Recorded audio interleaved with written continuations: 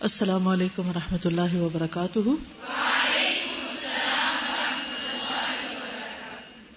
نحمده ونصلی علی رسوله الکریم، اما بعد فاعوذ باللہ من الشیطان الرجیم، بسم اللہ الرحمن الرحیم۔ رب اشرح لی صدری ویسر لی امری واحلل عقدۃ من لسانی یفقہوا قولی۔ کتاب نکالی، صفحہ نمبر 93، 5واں باب، بدعت۔ بدعت کے بارے میں کل بھی ہم نے کچھ بات کی تھی، آج اس سے آگے بڑھاتے ہیں۔ بدعت کا کیا معنی تھا؟ نئی چیز، بغیر نمونے کے کوئی چیز بنانا، اجر کی نیت سے، to invent something new, دین میں اضافہ کرنا، عقائد اور عبادات میں نیا طریقہ ایجاد کرنا، ٹھیک ہے، نئے سرے سے بات نکالنا اور سنت کے خلاف ہونا، ٹھیک ہے۔ چلیے آج تھوڑی سی مزید دہرائی ہو جائے گی اور کلاسیفیکیشن بھی۔ بدعت لغوی تعریف، یہ بدع سے لیا گیا ہے، جس کا معنی ہے کسی چیز کا ایسے طریقے پر ایجاد کرنا جس کی پہلے کوئی مثال نہ ہو، اور اسی سے اللہ تعالیٰ کا یہ فرمان ہے، بدیع السماوات والارض، سورۃ البقرہ 117، نئے سرے سے پیدا کرنے والا ہے آسمانوں اور زمین کو۔ قل ما کنت بدعا من الرسل، الاحقاف 9، کہہ دیجئے میں کوئی نیا رسول نہیں ہوں۔ اور مثال ہے، ابتدع فلان بدعتا، یعنی اس نے ایسا طریقہ ایجاد کیا ہے جسے اس سے پہلے کسی نے نہیں کیا۔ ابتداء اور ایجاد کی دو قسمیں ہیں۔ عادات میں ابتداء اور ایجاد، جیسے نئی نئی ایجادات، مثلا گاڑی، کمپیوٹر، ان سب چیزوں کو بنانا، اور یہ جائز ہے، اس لیے کہ عادات میں اصل اباحت ہے، یعنی مباح ہے، جائز ہے، ممنوع نہیں ہے، یعنی ہر چیز جائز ہے الا یہ کہ نص اسے ناجائز کہے۔ مثلا کوئی میوزیکل انسٹرومنٹ بنانا۔ نمبر 2، دین میں نئی چیز ایجاد کرنا، یہ حرام ہے، یہ منع ہے، اس لیے کہ دین میں اصل توقیف ہے۔ توقیف کس سے ہے؟ وقف سے، روک دی گئی، یعنی وہیں پر سٹاپ کرنا ہوگا، کیونکہ دین مکمل ہو چکا ہے، یعنی اللہ کی طرف سے ہے۔ رسول اللہ صلی اللہ علیہ وسلم نے ارشاد فرمایا، جس کسی نے ہمارے دین میں کسی ایسی نئی چیز کی ایجاد کی جو دین سے نہیں ہے تو وہ مردود ہے۔ من احدث فی امرنا ھذا ما لیس منہ فہو رد، بخاری اور مسلم۔ بدعت کی قسمیں، دین میں بدعت کی دو قسمیں۔ پہلی قسم ایسی بدعت جس کا تعلق قول اور اعتقاد سے ہے، یعنی عقیدے میں بدعت، جیسے جہمیہ، معتزلہ، رافضہ اور تمام گمراہ فرقوں کے اقوال اور اعتقادات۔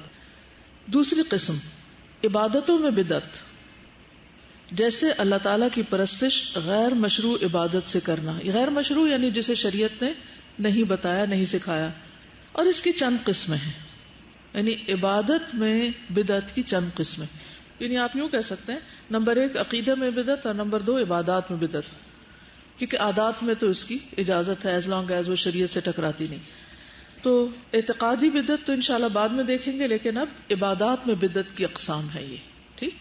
پہلی قسم نفس عبادت ہی بدعت ہو، یعنی ایسی عبادت شروع کر لی جائے جو تھی نہیں، جس کا کوئی وجود ہی نہیں، جیسے کوئی ایسی عبادت ایجاد کر لی جائے جس کی شریعت میں کوئی بنیاد اور اصل نہ ہو۔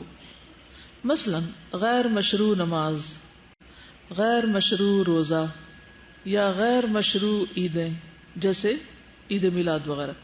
اب آپ دیکھیے کہ یہ جو غیر مشروع نماز ہے، اس کی کوئی مثال آپ کو معلوم ہے؟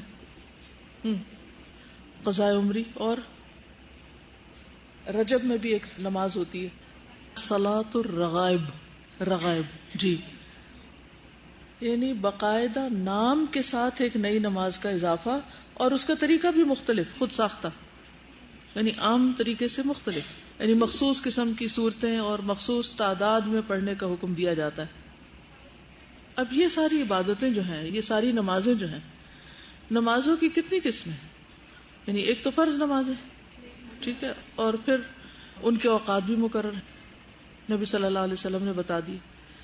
پھر یہ ہے کہ کچھ نوافل ہیں، جیسے تہجد وغیرہ ہیں، یا پھر فرض کے علاوہ اس کے ساتھ جو تہجد نبی صلی اللہ علیہ وسلم سے مشروع ہیں، ثابت ہیں. کچھ ایسے ہیں کہ جو مثلا رمضان میں ادا کیے، بیسیکلی وہ بھی صلاۃ اللیل ہی ہے جس کو تراویح کہا جاتا ہے. پہلے حصے میں پڑھی جائے تو تراویح کہلاتی ہے اور آخری حصے میں ہو تو تہجد کہلاتا ہے. اس کے علاوہ عید پر نماز پڑھنا، یا جمعہ کی نماز ہے، یا دہا ہے، یا استسقاء ہے، یا کسوف خسوف ہے، یہ تو ہیں مشروع نمازیں. لیکن اگر کوئی شخص ایسی نماز پڑھے جس کا کسی حدیث میں کوئی نام نہیں آیا، قرآن میں اس کا کوئی ذکر نہیں ہے، صحابہ نے ایسی کوئی نماز نہیں پڑھی، تو ایسی نماز پھر کیا ہو جائے گی؟ بدعت کہلائے گی، جو خود سے خود ہم نے اپنے اوپر لازم کر لی. دوسری قسم جو مشروع عبادت میں زیادتی کی شکل میں، یعنی ایک تو ہے کہ نئی نماز نکالنا، اور ایک یہ ہے کہ نماز کے اندر کوئی اضافہ کر لینا اپنی مرضی سے. نماز مشروع ہے، مثلا زور کی نماز ہے، لیکن 4 رکعتوں کی بجائے 5 پڑھنے شروع کر دینا. جیسے کوئی ظہر یا عصر کی نماز میں 5ویں رکعت زیادہ کر دے. تیسری قسم جو عبادت کی ادائیگی کے طریقوں میں ہو، ٹھیک ہے، طریقے میں کوئی خود ساختہ چیز شروع کر دینا، یعنی اسے غیر شرعی طریقے پر ادا کرے. جیسے مشروع اذکار اور دعائیں اجتماعی آواز اور خوش الحانی سے ادا کرنا، یعنی کٹھے راگ لگا کر دعا مانگنا. ایک تو یہ ہے نا کہ آپ سیکھنے کے لیے ایک طریقے سے آپ کو سکھا دی جاتی، لیکن وہ سیکھنا ہے، وہ مانگنا نہیں. لیکن اگر مانگنے کے لیے عبادت کے طور پر، ایک ہے تعلیم کے طور پر، وہ مختلف ہے، لیکن عبادت کے طور پر اگر آپ اس کو یہ سمجھتے ہیں کہ اگر سارے لوگ مل کے راگ لگا کے مانگیں گے اکٹھے کورس میں تو زیادہ فائدہ مند ہوگی، تو یہ غلط ہوگا، یہ بدعت کہلائے گا. اور جیسے اپنے آپ پر عبادت میں اتنی سختی برتنا کہ وہ سنت رسول صلی اللہ علیہ وسلم سے تجاوز کر جائے، یعنی آپ کی نماز سے آگے بڑھ جائے. چوتھی قسم جو مشروع عبادت کسی ایسے وقت کی تخصیص کی شکل میں ہو جسے شریعت نے خاص نہ کیا ہو.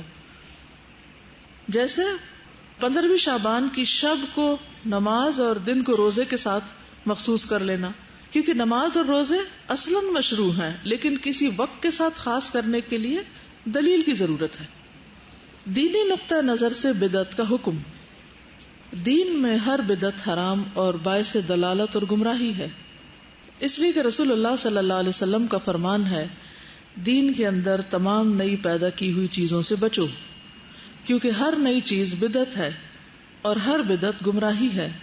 اور رسول اللہ صلی اللہ علیہ وسلم کے اس فرمان کی وجہ سے بھی کہ من احدث فی امرنا ھذا ما لیس منہ فہو رد، اس کا مطلب یہ ہے کہ عبادات اور اعتقادات میں بدعتیں حرام ہیں، لیکن یہ حرمت بدعت کی نوعیت کے اعتبار سے مختلف ہے.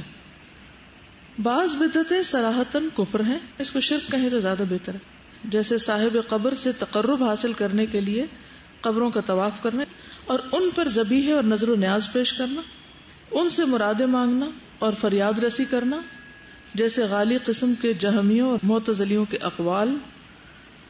اور بعض بدعتیں وسائل شرک میں سے ہیں، جیسے قبروں پر عمارتیں تعمیر کرنا اور وہاں نماز پڑھنا اور دعائیں مانگنا. بعض بدعتیں فسق اعتقادی ہیں، جیسے خوارج، قدریہ اور مرجئہ کے اقوال اور شرعی دلیلوں کے مخالف ان کے اعتقادات. بعض بدعتیں معصیت و نافرمانی کی ہیں، جیسے شادی اور بیاہ سے کنارہ کشی اور دھوپ میں کھڑے ہو کر روزہ رکھنے کی بدعت. تو یہ مختلف درجے ہیں بدعتوں کے اندر بھی جو دلالت ہیں. ایک غلط فہمی کی اصلاح.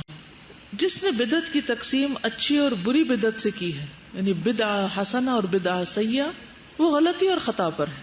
اور رسول اللہ صلی اللہ علیہ وسلم کی حدیث فَإِنَّ كُلَّ بِدْعَةٍ ضَلَالَةٍ کے برخلاف ہے. حافظ ابن رجب نے اپنی کتاب جامع العلوم والحکم میں رسول اللہ صلی اللہ علیہ وسلم کے فرمان فَإِنَّ كُلَّ بِدْعَةٍ ضَلَالَةٍ کی تشریح کرتے ہوئے کہا ہے کہ آپ کا مذکورہ فرمان ان جامع کلمات میں سے ہے جن سے کوئی چیز خارج نہیں. وہ اصول دین میں ایک عظیم اصل ہے، یعنی یہ نہیں کہا کلو بدعت ضلالہ ایکسپٹ فار دوز، یہ نہیں کوئی الگ نہیں کی، سب کی طرف ہے. کلو جب کہہ دیا تو بس سب آگے بیچ میں. اور رسول اللہ صلی اللہ علیہ وسلم کے فرمان من احدث فی امرنا ھذا ما لیس منہ فہو رد کے مشابہ ہے. لہذا جس نے بھی کوئی نئی چیز ایجاد کی اور دین کی طرف اس کی نسبت کی اور دین میں اس کی کوئی اصل مرجع نہیں ریفرنس نہیں ہے، لوٹ کے جائیں جس کی طرف کوئی سورس نہیں ہے اس کا، تو وہ گمراہی ہے اور دین اس سے بری اور الگ ہے، خواہ وہ اعتقادی مسائل ہوں یا ظاہری اور باطنی اعمال اور اقوال ہوں، کوئی بھی چیز ہو. اور بدعت حسنہ کہنے والوں کے پاس کوئی حجت اور دلیل نہیں ہے سوائے عمر رضی اللہ عنہ کے تراویح کے بارے میں اس قول کے کہ نعمت البدعۃ ھذہ، کیا ہی اچھی بدعت ہے. ان لوگوں کا کہنا یہ بھی ہے کہ بہت ساری چیزیں ایسی روح پذیر ہوئیں جن پر سلف نے کوئی نکیر نہیں کی، یعنی انکار نہیں کیا، جیسے کتابی شکل میں قرآن کریم کا جمع کرنا اور حدیث کی کتابت و تدوین یا پھر مختلف علوم کی تدوین جیسے علم التجوید اور عقیدہ اور فقہ وغیرہ وغیرہ. یہ حضور صلی اللہ علیہ وسلم کے دور میں الگ کوئی چیز نہیں تھے. تو یہ عام طور پر لوگ بدعت کے جواز میں دو دلیلیں پیش کرتے ہیں. ایک تو یہ کہ حضرت عمر نے کہا تھا کہ نعمت البدعۃ ھذہ، اور دوسرے یہ کہ صحابہ نے بھی تو کئی نئی چیزیں بعد میں شروع کی تھی جو پہلے نہیں تھی، جن میں ان علوم کا ذکر آتا ہے. تو اب اس کی حقیقت کو دیکھتے ہیں کہ کیا ہے ان دونوں کا جواب. تو اس کا جواب یہ ہے کہ یہ چیزیں ایسی ہیں جن کی شریعت میں اصل ہے. کیسے؟ یہ نئی نہیں ہے. اور حضرت عمر رضی اللہ تعالیٰ عنہ کا یہ فرمان کہ نعمت البدعۃ ھذہ، تو اس سے مراد لغوی بدعت ہے نہ کہ شرعی بدعت. یعنی انہوں نے لفظ کو لغوی معنوں میں استعمال کیا ہے نہ کہ شرعی معنوں میں. یعنی بدعت کو اگر آپ ڈکشنری میں دیکھیں تو وہاں پر دونوں معنی آپ کو ملیں گے، اور یہاں ان کی مراد لفظ بدعت ہے نہ کہ شرعی بدعت. پس شریعت میں جس کی اصل موجود ہے، جس کی جانب رجوع کیا جا سکتا ہے، تو جب اسے بدعت کہا جاتا ہے تو وہ لغوی بدعت مراد ہوتی ہے نہ کہ شرعی. اس لیے شرعی طور پر بدعت وہ ہے جس کی شریعت میں کوئی اصل نہ ہو. اس کو انڈر لائن کر لیں، جس کی شریعت میں کوئی اصل نہ ہو، جس کی جانب رجوع کیا جا سکے. اور قرآن کریم ایک کتاب کی شکل میں جمع کرنے کی اصل شریعت میں موجود ہے، اس لیے کہ نبی کریم صلی اللہ علیہ وسلم قرآن کریم لکھنے کا حکم فرماتے تھے. ٹھیک ہے نا، آپ کاتبوں کو بلاتے اور لکھواتے تھے، لیکن متفرق طور پر لکھا ہوا تھا. کیا وجہ تھی؟ جو میسر تھا اسی پہ لکھا جا رہا تھا. صحابہ کرام نے ایک مصحف میں حفاظت کی غرض سے اکٹھا کیا، یعنی جلد کے اندر کر دیا، حفاظت کے لیے، آسانی کے لیے، سہولت کے لیے. اگر یہ ایک جلد میں نہ ہو، کوئی صورت کہیں ملتی کوئی کہیں ملتی، آج بھی آپ دیکھیے تو کتنا مشکل ہوتا. اور تراویح، بعض کہتے ہیں نا کہ حضرت عمر نے شروع کی تھی تو نعوذ باللہ یہ بھی بدعت ہے. تو تراویح جو ہیں یہ رسول اللہ صلی اللہ علیہ وسلم نے صحابہ کرام کو چند رات پڑھائی تھی جماعت کے ساتھ، تو اصل تو موجود ہے. اخیر میں فرض ہونے کے خوف سے جماعت پڑھنا چھوڑ دی، ورنہ ساری پڑھاتے. صحابہ کرام رضی اللہ عنہم برابر اللہ کے رسول صلی اللہ علیہ وسلم کی زندگی میں اور وفات کے بعد الگ الگ گروپ میں پڑھتے رہے. آپ کی زندگی میں بھی الگ الگ پڑھتے تھے، یعنی اپنے اپنے گروپس میں، اور بعد میں بھی حضرت ابوبکر کے دور میں ایسا ہوتا رہا. یہاں تک کہ عمر رضی اللہ عنہ نے اپنے دور خلافت میں ایک امام کے پیچھے لوگوں کو جمع کر دیا. تو انہوں نے تو صرف اکٹھا کیا، جیسے صحابہ نے قرآن مجید کو جمع کر دیا، ایسے حضرت عمر نے لوگوں کو جمع کر دیا. ایسا تو نہیں کہ انہوں نے کوئی نئی نماز ایجاد کر لی تھی، یا اس کی رکعتوں میں اضافہ کر لیا تھا، یا اس کے کسی طریقے میں اضافہ کر لیا تھا، یا اس کا طریقہ کچھ اور، مثلاً اس کا وقت بدل دیا کہ وہ دن کو پڑھنا شروع کر دی. ایسی تو کوئی چیز نہیں تھی نا. صرف کیا کیا تھا انہوں نے؟ سب کو اکٹھا کر دیا تھا. اور آج آپ دیکھیں کہ سارا شہر ایک جگہ جمع ہوتا ہے؟ نہیں. اب بھی تو لوگ مختلف علاقوں میں پڑھ رہے ہوتے ہیں اپنی اپنی سہولت سے. اور کیا سارے لوگ قرآن پاک پورا پڑھتے ہیں؟ نہیں. اب بھی آپ نے دیکھا ہوگا، یہاں اسلام آباد کا تو مجھے نہیں معلوم، لیکن کراچی میں کچھ لوگ صرف 10 دن پڑھتے ہیں، کچھ لوگ 10 دنوں میں ہی پورا قرآن پڑھ لیتے ہیں، کچھ لوگ پورا مہینہ بھی پڑھتے ہیں لیکن پورا قرآن مجید مکمل نہیں کرتے. تو کبھی کسی نے ان پہ نکیر کی کہ تم ایسا کیوں کر رہے ہو، تمہیں لازم ہے کہ پورا کرو قرآن؟ نہیں، سہولت کے لیے جو بھی ہو. اور کچھ لوگ ایک سے بھی زیادہ قرآن مجید پڑھ لیتے ہیں، تو جس کو جتنی نیکی کا شوق ہو. اور کبھی کسی ایک نے دوسرے کو اس کا پابند نہیں کیا. اور اب بھی کئی لوگ ایسے ہیں کہ وہ کچھ تو امام کے ساتھ پڑھ لیتے ہیں اور کچھ خدا کے پڑھ لیتے ہیں گھر میں، جیسے حافظ وغیرہ ہوتے ہیں کچھ لوگ، تو وہ اپنی دہرائی کے لیے خود سے بھی پڑھتے ہیں. تو یہ دین میں کوئی بدعت نہیں ہے، کیونکہ اس کی اصل موجود ہے. یہ ہے اس کی دلیل بیسیکلی. اور کتابت حدیث کی بھی شریعت میں اصل ہے، اس لیے کہ نبی کریم صلی اللہ علیہ وسلم نے بعض صحابہ کو بعض حدیثیں لکھنے کی اجازت مرحمت فرمائی تھی، اور عمومی طور پر آپ کے زمانے میں اس کے لکھنے کی ممانعت تھی، اس ڈر سے کہ کہیں قرآن کے ساتھ خلط ملط نہ ہو جائے. یعنی حدیث کو اس لیے نہیں لکھنے سے روکا تھا کہ یہ کوئی بدعت ہے، بلکہ کس لیے؟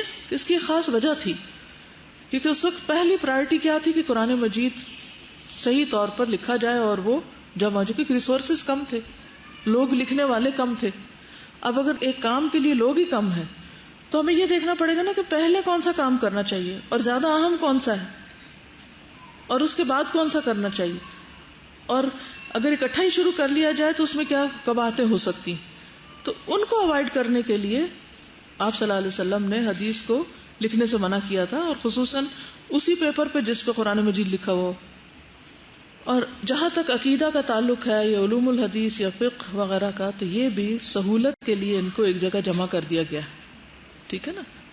اب مثلاً جو کچھ آپ نے اب تک پڑھا اس میں ہارڈلی کوئی چیز نئی ہوگی، آپ کو پہلے سے ساری چیزیں کسی نہ کسی شکل میں موجود ہیں. خصوصاً اگر پورا قرآن مجید پڑھ جائیں اور حدیث کورس بھی کر جائیں تو کانسیپٹس آپ کے لیے نئے نہیں ہیں. لیکن الگ طور پر ایک سسٹمیٹک وے میں پڑھنے کا فائدہ کیا ہوتا ہے کہ اس ایک خاص موضوع سے متعلق پوری چیزیں ذہن نشین ہو جاتی. کیونکہ کسی بھی کام کو جب آپ لگ کے کرتے ہیں، گہرائی میں جا کے کرتے ہیں، ترتیب سے کرتے ہیں، تو اس کا امپیکٹ اور ہوتا ہے.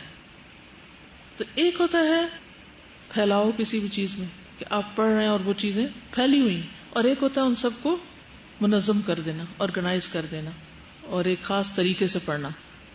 تو یہ ایک ٹول ہے. یہ دین میں اس کی اصل تو موجود ہے.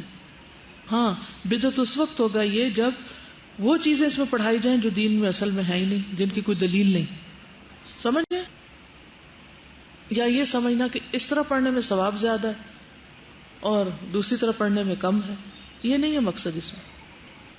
چلیے، بدعتوں کے ظہور کے اسباب یعنی ظاہر ہونے کی وجوہات. کتاب و سنت پر مضبوطی سے جمے رہنے ہی میں بدعت اور گمراہی میں پڑنے سے نجات ہے. بچ کیسے سکتے ہیں بدعت سے؟ جب کیا کریں؟ قرآن و سنت کو مضبوط پکڑ لیں. اللہ تعالیٰ کا فرمان ہے وَأَنَّ هَذَا صِرَاطِي مُسْتَقِيمًا فَاتَّبِعُوهُ وَلَا تَتَّبِعُوا السُّبُلَ فَتَفَرَّقَ بِكُمْ عَنْ سَبِيلِهِ سورۃ الانعام 153. اور یہی میرا راستہ سیدھا ہے، اس کی پیروی کرو اور دیگر راستوں کی پیروی نہ کرو جو تمہیں اس کے راستے سے جدا کر دے. نبی کریم صلی اللہ علیہ وسلم نے اس کو عبداللہ بن مسعود رضی اللہ عنہ کی روایت میں واضح کر دیا ہے. آپ نے فرمایا رسول اللہ صلی اللہ علیہ وسلم نے ہمارے سامنے ایک لکیر کھینچی اور فرمایا کہ یہ اللہ کا راستہ ہے، یعنی اسٹریٹ پاتھ. پھر اس کے دائیں اور بائیں چند لکیریں کھینچی اور فرمایا یہ بہت سارے راستے ہیں اور ان میں سے ہر ایک راستے پر شیطان ہے جو اپنی جانب بلا رہا ہے. پھر آپ نے یہی آیت تلاوت فرمائی وَأَنَّ هَذَا صِرَاطِي مُسْتَقِيمًا فَاتَّبِعُوهُ وَلَا تَتَّبِعُوا السُّبُلَ. سبل کون سے ہیں؟ جو اس کے دائیں بائیں جا رہے ہیں، ڈائیورجنس. فَتَفَرَّقَ بِكُمْ عَنْ سَبِيلِهِ، وہ تم کو اصل راستے سے دور لے جائیں گے. بس جو بھی کتاب و سنت سے روگردانی کرے گا تو اسے گمراہ کن راستے اور نئی بدعتیں اپنی جانب کھینچ لیں گی. کس کو؟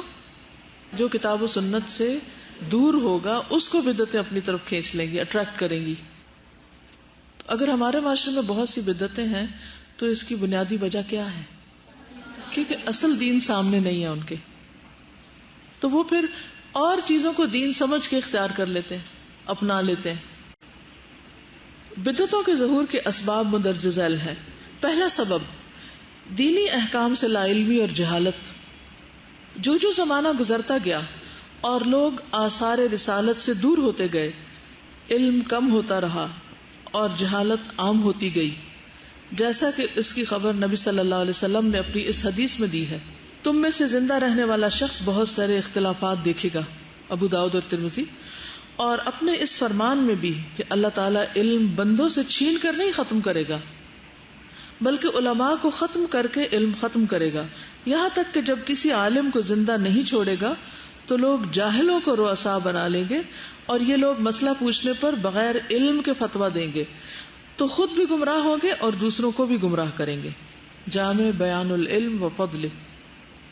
تو علم اور علماء ہی بدعت کا جواب دے سکتے ہیں، اور جب علم اور علماء ہی کا فقدان ہو جائے تو بدعت کے پھلنے پھولنے اور بدعتیوں کے سرگرم ہونے کے مواقع میسر ہو جاتے ہیں۔ ٹھیک ہے۔ دوسری چیز، خواہشات کی پیروی۔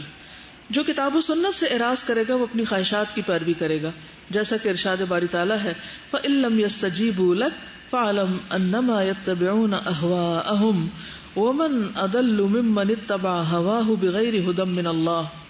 سورۃ القصص۔ اگر یہ تیری بات نہ مانے تو تو یقین کر لے کہ یہ صرف اپنی خواہشات کی پیروی کر رہے ہیں۔ اگر یہ تیری بات نہ مانے تو تم یقین کر لو کیا کہ یہ خواہشات کی پیروی کر رہے ہیں۔ یعنی دو چیزیں ہوتی ہیں، یا انسان لا علم ہوتا ہے اور یا انسان خواہشات کو پیروکار ہوتا ہے، تب وہ دین کے اصل رستے کو چھوڑتا ہے۔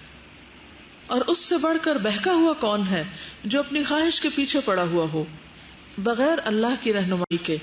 اور فرمایا افرأیت من اتخذ الہہ ہواہ وأضلہ اللہ علی علم وختم علی سمعہ وقلبہ وجعل علی بصرہ غشاوہ فمن یہدیہ من بعد اللہ۔ سورۃ الجاثیہ 23۔ کیا آپ نے اسے بھی دیکھا جس نے اپنی خواہش نفس کو اپنا معبود بنا رکھا ہے، جس نے اپنی خواہشات کو اپنا خدا بنا رکھا ہے، یعنی اس کو پوجتا ہے، اس کی مانتا ہے، اور باوجود سمجھ بوجھ کے اللہ نے اسے گمراہ کر دیا ہے اور اس کے کان اور دل پر مہر لگا دی ہے اور اس کی آنکھ پر بھی پردہ ڈال دیا ہے۔ اب ایسے شخص کو اللہ کے بعد کون ہدایت دے سکتا ہے؟ چنانچہ یہ بدعات اتباع خواہشات کی پیداوار ہیں۔ یعنی ہم اصل دین پر عمل کرتے ہوئے جب کہتے ہیں کہ ہم تھک گئے ہیں، بور ہو گئے ہیں، تب کوئی نئی چیز ہو، یعنی انسان ہر چیز میں جدت چاہتا ہے، لباس میں جدت، کھانوں میں جدت، رہن سہن کے عادات اور اطوار میں جدت، تو وہ کیا چاہتا ہے کہ دین میں بھی کوئی جدت ہو۔ تو اس جدت پسندی کی وجہ سے، اور جدت پسندی کی کبھی وجہ کیا ہوتی ہے؟ صرف ضرورت نہیں ہوتی، خواہش نفس ہوتی، وہ دل یہ کہہ رہا، اس کے علاوہ کوئی وجہ نہیں ہوتی۔ تیسرا سبب، مخصوص لوگوں کی رائے کے لیے تعصب برتنا، کسی کی رائے کی طرفداری کرنا، یعنی آپ ایک خاص پرٹیکولر اسکول آف تھاٹ کو فالو کرنا چاہتے ہیں اور اسی کے پیچھے جانا چاہتے ہیں، تو پھر سم ٹائم آپ کے سامنے اصل دین آ بھی جائے، اصل بات آ بھی جائے، تو آپ صرف اس لیے نہیں لیتے کہ نہیں مجھے اصل میں فلاں رستہ اختیار کرنا ہے۔ کسی کی رائے کی طرفداری کرنا یہ انسان اور دلیل کی پیروی اور معرفت حق کے درمیان بہت بڑی رکاوٹ ہے۔ اللہ تعالیٰ کا فرمان ہے وَإِذَا قِيلَ لَهُمُ اتَّبِعُوا مَا أَنزَلَ اللَّهُ قَالُوا بَلْ نَتَّبِعُ مَا أَلْفَيْنَا عَلَيْهِ آبَاءَنَا۔ سورۃ البقرہ 170۔ اور ان سے جب کہا جاتا ہے کہ اللہ تعالیٰ کی اتاری ہوئی کتاب کی تابعداری کرو تو جواب دیتے ہیں کہ ہم تو اس طریقے کی پیروی کریں گے جس پر ہم نے اپنے باپ دادا کو پایا ہے۔ اور آج کل یہی حالت متعصبین کی، یعنی جو باعث لوگ ہیں، جب انہیں کتاب و سنت کی پیروی اور ان دونوں کی مخالف چیزوں کو چھوڑنے کے لیے کہا جاتا ہے، یعنی جو کتاب و سنت کے اگینسٹ جا رہی ہوں، تو یہ اپنے مذاہب، مشائخ اور آباء و اجداد کو دلیل بناتے اور حجت کے طور پر پیش کرتے ہیں۔ کیا کہتے ہیں؟ ہم یہ اس لیے کر رہے ہیں کیونکہ ہمارے امام صاحب یہی کہتے ہیں، یا ہمارے ماں باپ یہ کہتے تھے، تو کیا خیال ہے ہمارے امام صاحب یا ہمارے ماں باپ، ان کو کچھ سمجھ نہیں تھی۔ بات یہ ہے کہ کیا امام اور والدین معصوم عن الخطا ہیں؟ ان سے غلطی نہیں ہو سکتی؟ ہو سکتی، لیکن معصوم کون ہے؟ انبیاء، نبی صلی اللہ علیہ وسلم، اور کتاب اللہ تو ہے ہی ہر شک و شبہ سے پاک، لا ریب فیہ۔ تو خالص چشمے سے پانی پینے کی بجائے وہ کیا کرتے ہیں؟ ادھر ادھر سے سہولت کے لیے جو اس کی شاخیں نکلی ہوئی ہیں اس میں سے لے لیتے ہیں، خواہ وہ دوسرے درجے کا ہو۔ تو نبی صلی اللہ علیہ وسلم نے اپنی امت کو بدعت سے خبردار کر دیا تھا کہ ایسا ہوگا، لوگ نئی باتیں نکالیں گے، اور تمہیں اس سے ہوشیار رہنا ہے.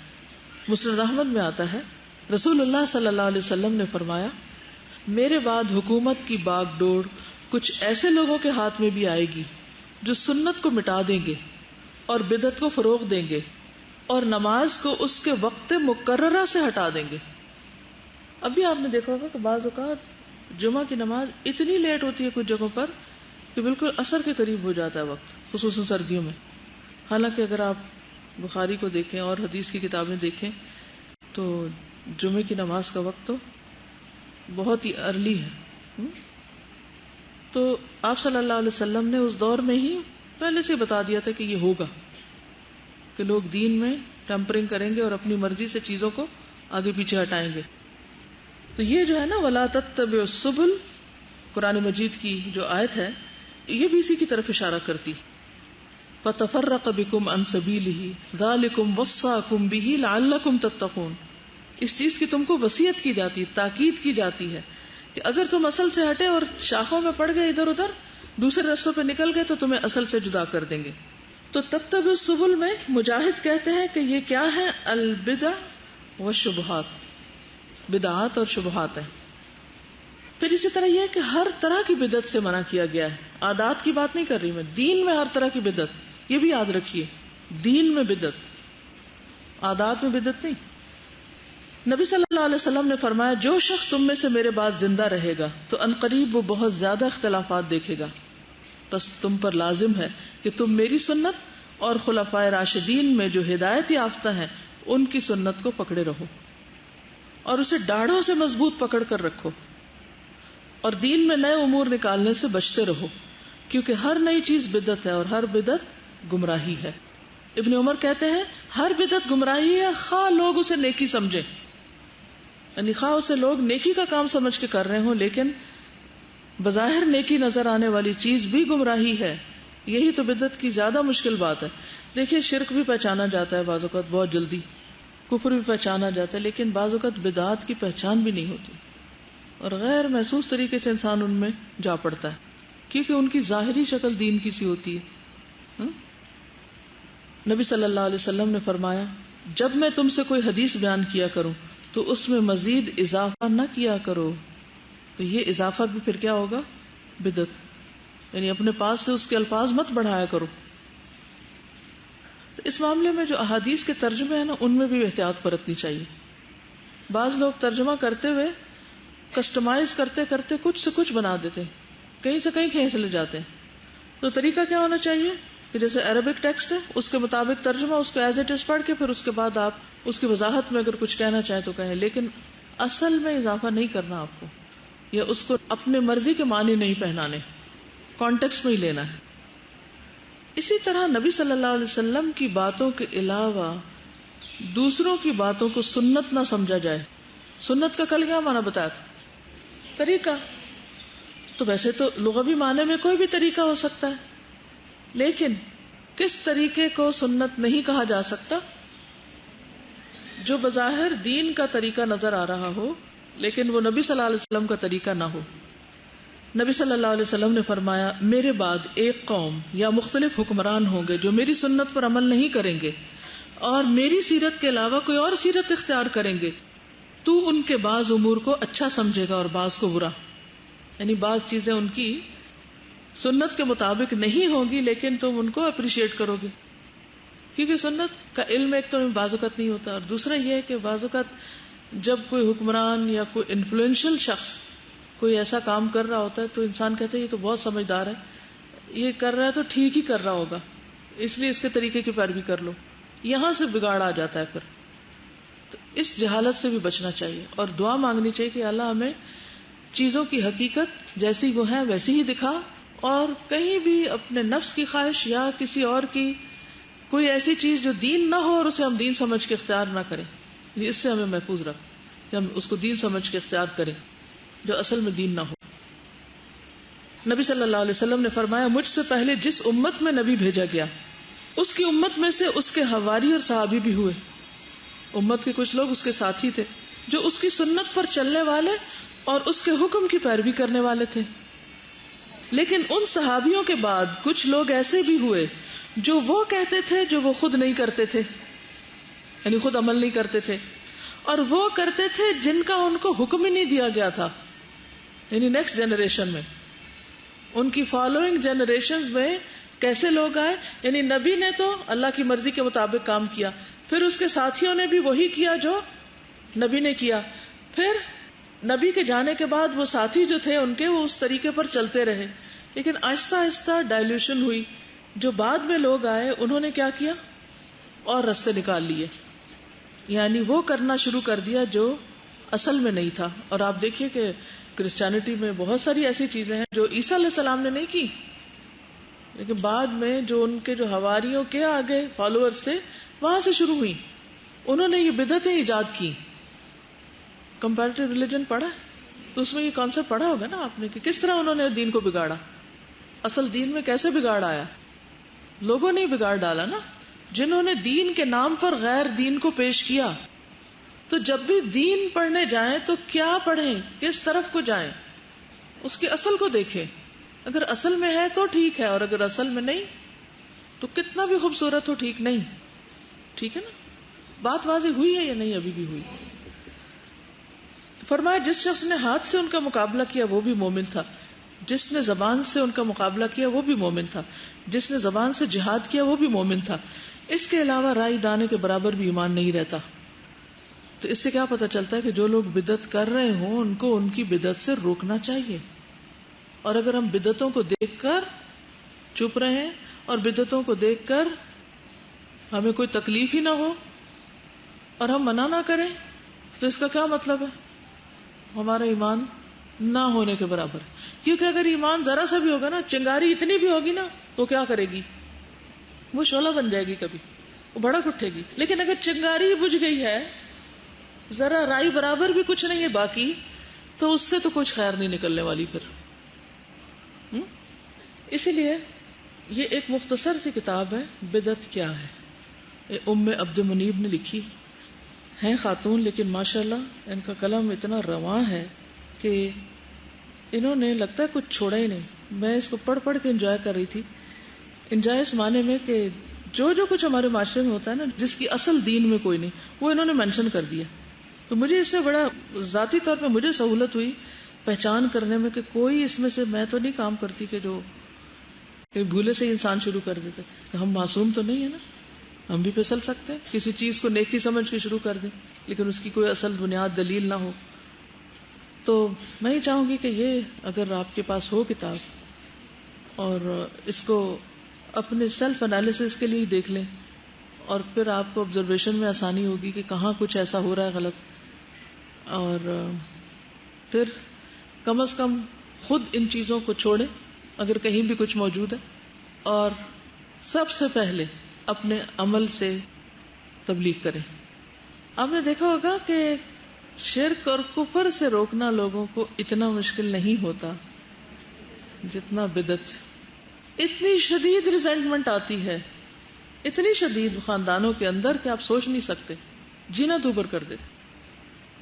تو بہت حکمت کے ساتھ، کیونکہ یہ شیطان کا بہت بڑا وار ہے اور یہ اس کا دھوکہ ہے کہ انسان کو تھکائے بھی اور اس سے وہ کام کرائے جس کا کچھ بھی اجر نہیں بلکہ الٹا پکڑ ہونے والی ہے.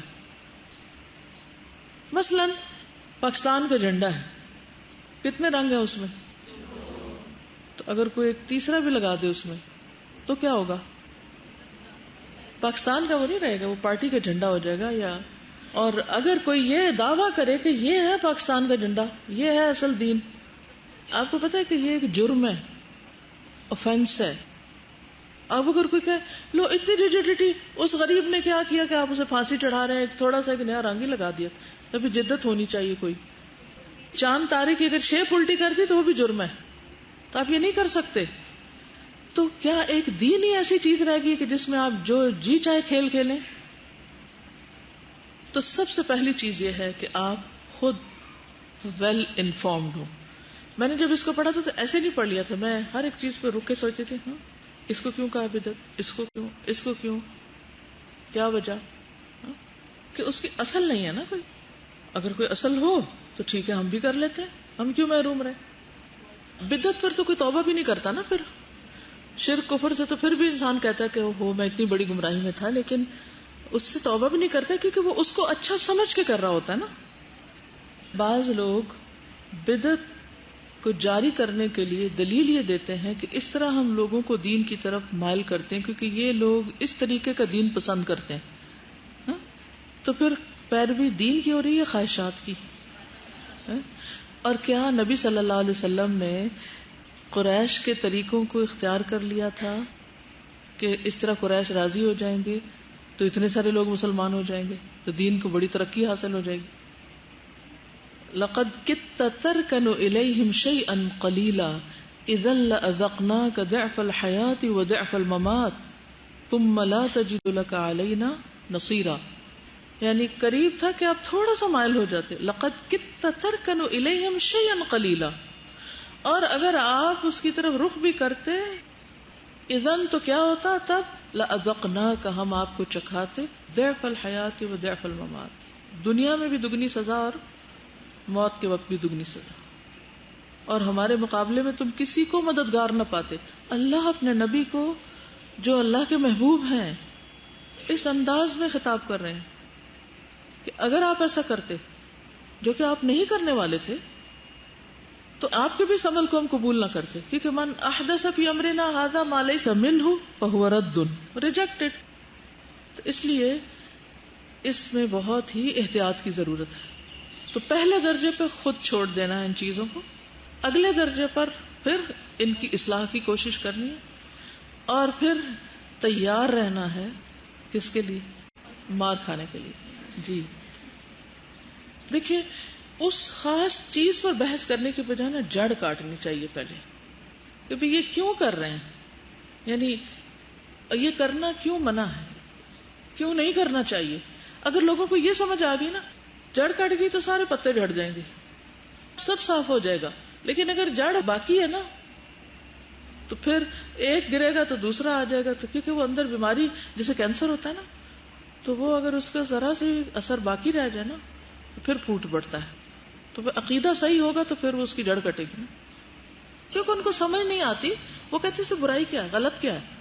تو پہلے ان کو پہلے تو آپ خود لکھیے نا اپنی کاپیوں میں کہ بدعت ہوتی کیا ہے، بدعت کی قسمیں کتنی ہیں، بدعت غلط کیوں ہے، بدعت سے کہاں منع کیا گیا، اور انشاءاللہ ابھی بدعت کے نقصانات کیا ہیں. یہ پہلے آپ خود واضح ہو جائیں.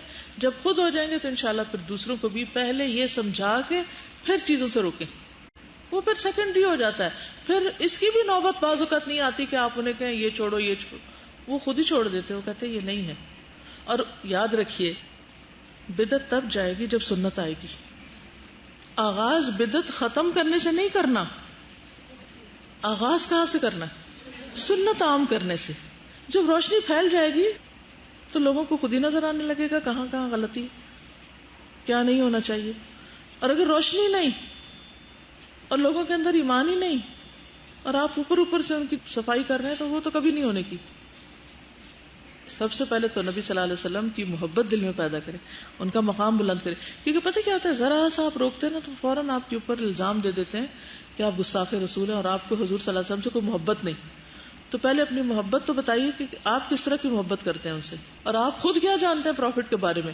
کیونکہ بہت سے لوگ خود کچھ نہیں جانتے، ان کو اوپر اوپر سے پتہ چل جاتا ہے یہ بدعت ہے اور وہ اس کے خلاف شروع ہو جاتے ہیں، یہ بدعت ہے یہ بدعت ہے، اور نہ ان کی کوئی بات سنتا ہے نہ مانتا ہے، اور الٹے جھگڑے فساد شروع ہو جاتے ہیں. تو ترتیب کو ملحوظ خاطر رکھیے. سنت کو بھی فرض کے درجے میں نہیں لے جایا جا سکتا، یہ بھی بدعت ہو جاتی. دین کی رخصتیں قبول نہیں کرتے بعض لوگ، مثلا کسر نہیں پڑھتے، وہ کہتے کیا ہم فارغ ہیں ہم پوری نماز پڑھ لیتے ہیں. جراب پر مسح نہیں کرتے، خواہ مخواہ دین کو مشکل بناتے ہیں.